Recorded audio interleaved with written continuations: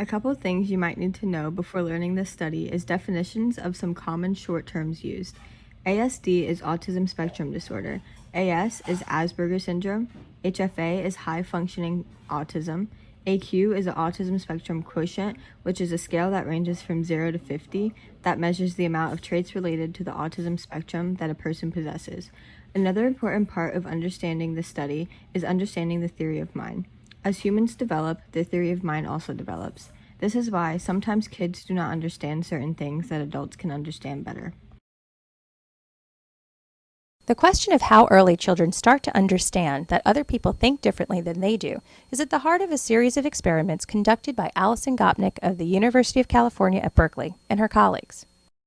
In one study, 14 and 18-month-old children come into the lab and are presented two bowls, one with broccoli in it and one with crackers. Dr. Gopnik takes a taste of each of the foods. Oh, yuck! I tasted the crackers. I don't like crackers. Ooh! Broccoli. I like broccoli. She clearly prefers the broccoli. To see if the child understands what she prefers, Dr. Gopnik puts out her hand and asks, Could you give me some? You give me what I like. And what we discovered was that 18-month-olds would give me the broccoli if I acted as if I liked the broccoli. even though they probably prefer the crackers themselves.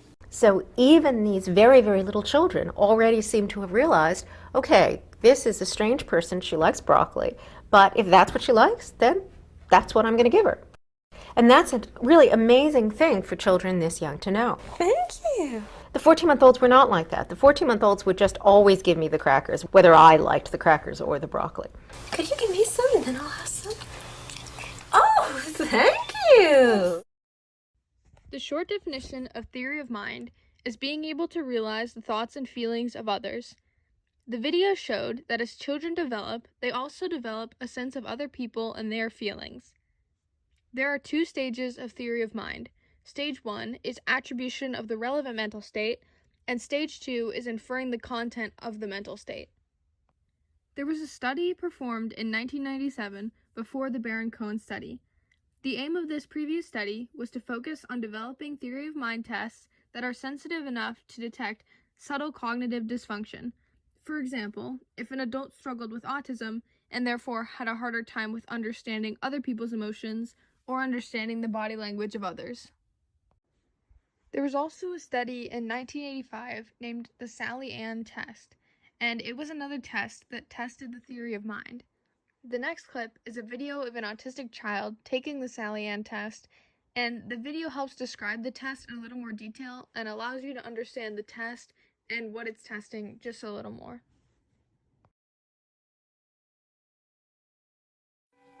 The classic test for mind reading is called the Sally Ann.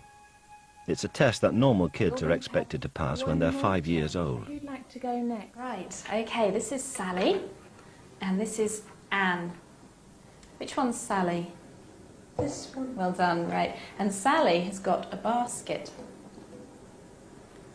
And Anne has got a box, nothing in it. And Sally has got a marble. And Sally puts her marble into her basket to keep it safe while she goes outside to play. But while Sally's outside, naughty Anne moves the marble from Sally's basket into her box.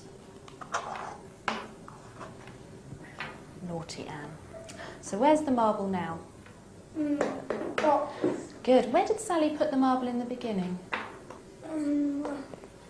Basket. In the basket. Well done. So when Sally comes back from playtime, where will she look for her marble? In the box. In the box. Robert should have said the basket, because that is where Sally, in her ignorance, would have thought it was. He hasn't mind-read the situation from her point of view. What is it about the autistic brain, which means that children like Robert may never be able to mind-read like the rest of us? The experiment in 1997, which researched the theory of mind in people with HFA and AS, was not sensitive enough to detect subtle cognitive dysfunction. This caused a problem as the adult participants may have learned to compensate for difficulties, which could have affected the validity of the results of previous research. Also, only having two options meant that it was forced choice, as participants had a 50% chance of choosing the correct answer. This is a problem because it means that participants could easily just guess the right answer, which would decrease the validity. This was fixed by increasing the number of response options from 2 to 4. Another problem with the two choices provided was that they were opposites of each other. For example, participants would be presented with this picture and then asked if he was panicked or calm. Given only these two options, it is very obvious that the answer is panicked. This shows that the previous test was not sensitive enough, as the answers were too obvious and could therefore not detect subtle cognitive dysfunction in adults with AS/HFA. To solve this problem, the experimenters ensured that the three foils were similar in terms of valence. Another problem was that during the original eyes test, there were only 25 photos used, and when they tested these photos, the experimenters noticed a ceiling effect. A ceiling effect occurs when all participants score highly on the test because it is too easy.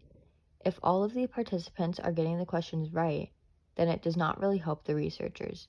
In order to make the test more difficult, the number of photos was increased from 25 to 36. Another issue present in the 1997 experiment was that some participants did not understand the word options, which proved to be an extraneous variable.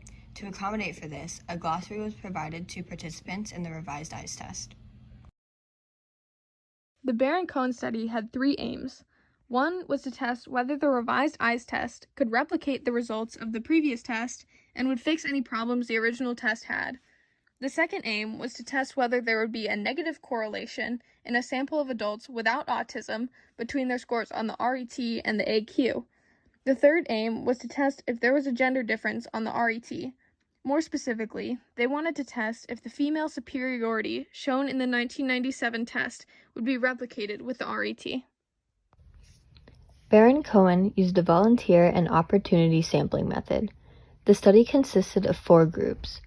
Participants in Group 1 were self-selected from the UK National Autistic Society magazine advertisement. Group 1 had 15 male adults with AS and HFA. They had a normal IQ range and they were from a range of social classes. Group 2 had 122 adults from the general population as controls. There were 55 males and 67 females, all of which were from a broad mix of occupations and education levels. They were selected from education classes from Exeter or from the public library at Cambridge. Group 3 had 103 undergraduate students from Cambridge who were assumed to have a higher IQ than the other participants. There were 53 males and 50 females. Group 4 had 14 randomly selected adults who were IQ matched with Group 1. You may be asking yourself, why did they match the IQ of Group 1 with the IQ of Group 4? Well, here's a short video clip to explain why they did this. Our Group 1 of autistic group. Okay, so our autistic group had an average IQ of 115, and our fourth group was basically a matched pairs group, and their IQ accumulated to 116.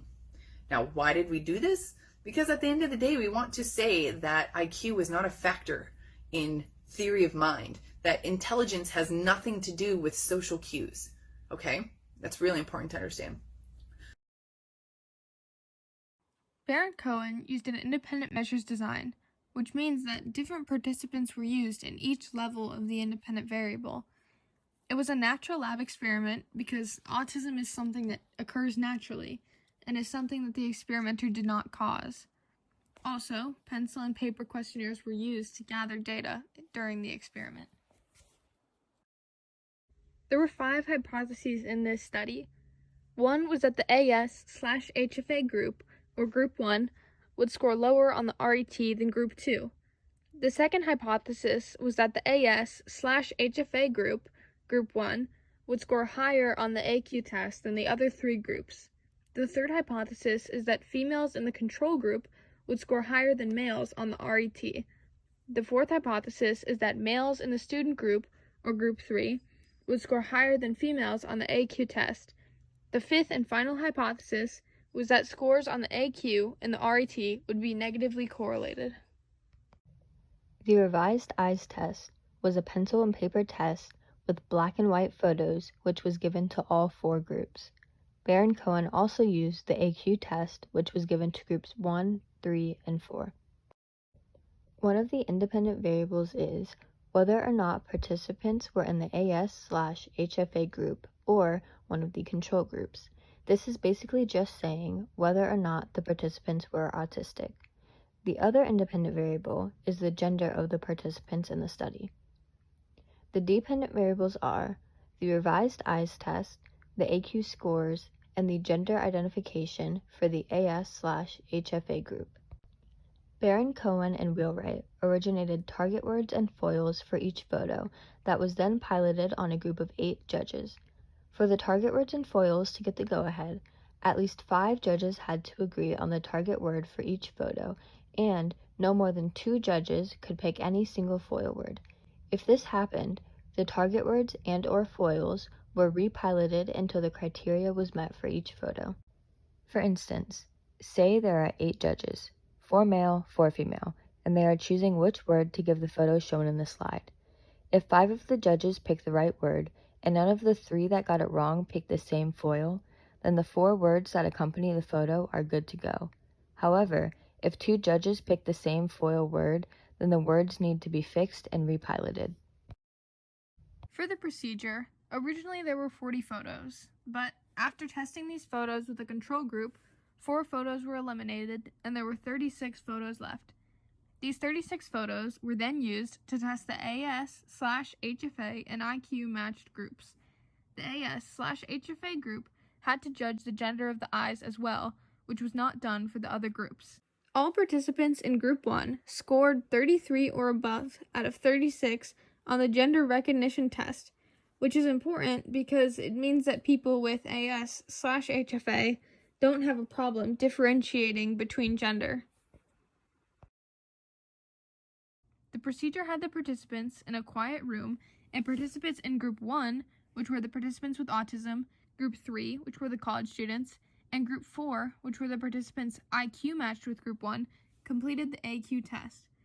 The participants were then asked to read through a glossary and to ask questions as needed to ensure that they understood the words that were used to describe the eyes.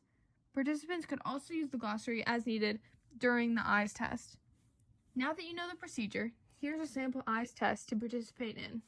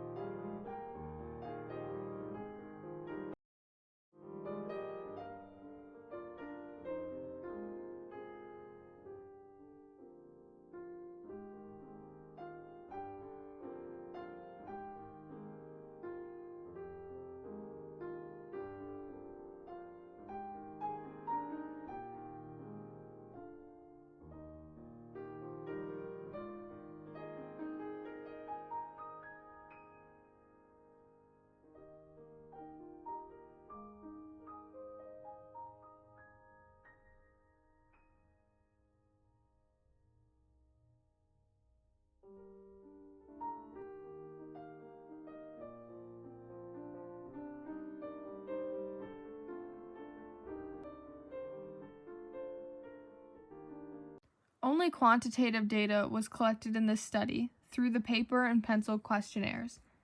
This could be seen as a weakness because only quantitative data was collected and no qualitative data was. However, it can also be seen as a strength because there is no bias with quantitative data, meaning that there will be no researcher bias or social desirability bias shown by the data. For the results, all of the hypotheses were supported. The AS/HFA group scored significantly lower than the other groups on the RET. On the AQ test, the AS/HFA group scored significantly higher than the control groups, groups 3 and 4. Although there was not a significant difference, females scored higher on the RET and males scored higher on the AQ test. There was a significant negative correlation between scores on the AQ and the RET. There was no correlation between the RET and IQ or between the AQ and IQ. The Baron-Cohen study had 5 conclusions which confirmed the 5 hypotheses presented earlier in the study. The first conclusion was that it replicated findings of the previous test that AS/HFA adults are significantly impaired in identifying social interaction. The second conclusion was that it reconfirmed that AS/HFA adults score significantly higher on the AQ test than the general population. The third conclusion was that the modifications made enabled the RET to be more sensitive in the measurement of adult social intelligence. The fourth conclusion was that the results of the study demonstrated that the RET is useful in identifying impairment related to AS/HFA. The fifth and final conclusion was that gender differences on the RET most likely would have been significant if the sample was larger. Now, let's talk about the strengths and weaknesses of the study. Some strengths were that the study used quantitative data, it had a large sample, the RET was easy to administer, and it was replicable. There were pilot evaluations of target words and FOIL words with researchers. There was pilot testing of the original 40 questions with controls. It had experimental validity as it measured the autistic traits, and there were no main ethical concerns. On the other hand, the study lacked ecological validity, as testing done in a room is different from the everyday context that one would encounter in social settings. The study also lacked mundane realism, as looking at black and white photos of still eyes is very different than one would encounter in social settings. Overall, the ethics of the study are strong. All participants consented to participate in the study and were aware of the nature of the study, and all the data was anonymized, so the privacy of the participants was protected. However, participants who struggled with the test may have felt stressed when taking the test, which is an issue in regard to ethics. For future research, some suggestions would be to use dynamic photos rather than static to make it more like the real world. Another suggestion would be to time the speed of response of the participants to explore individual differences. The last suggestion would be to randomize the order of the images in the test in order to avoid order effects. For application to everyday life, therapists could develop therapies to help people with AS/HFA improve their social communication and social emotional states. This study could be used in schools to identify and help students with deficits in understanding emotions in others. Here's a recap to highlight some of the most important points of the Baron-Cohen study.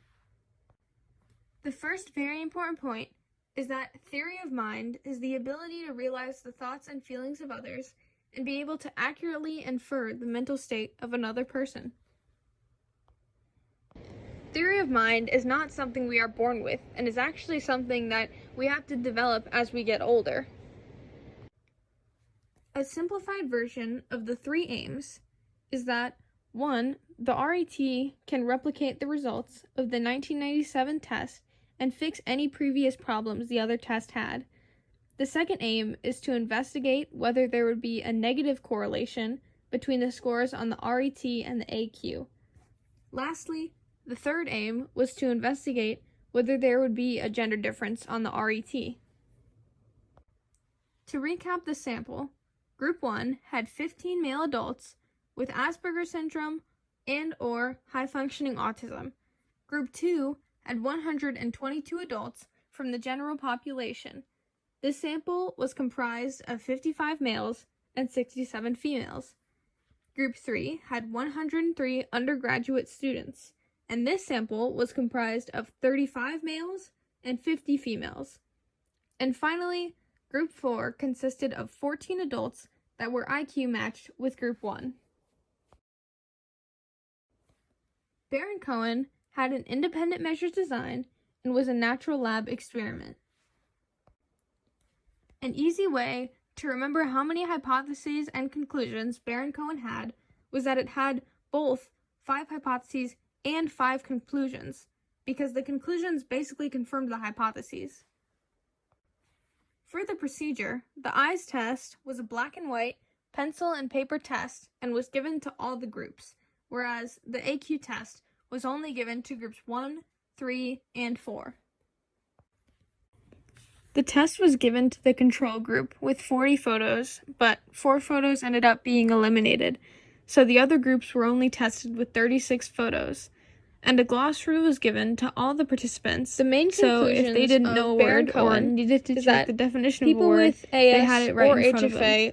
Do in fact have trouble identifying the emotions of other individuals more than 2 times. Their lack of a theory of mind is strongly linked to the autism either have a good memory or they already knew the words before the experiment. There was evidence that males did perform worse on the eyes test than females and showed more autistic traits. However, more research would need to be conducted to prove this. And the revised eyes test appeared to get rid of all of the issues and problems that the original test had.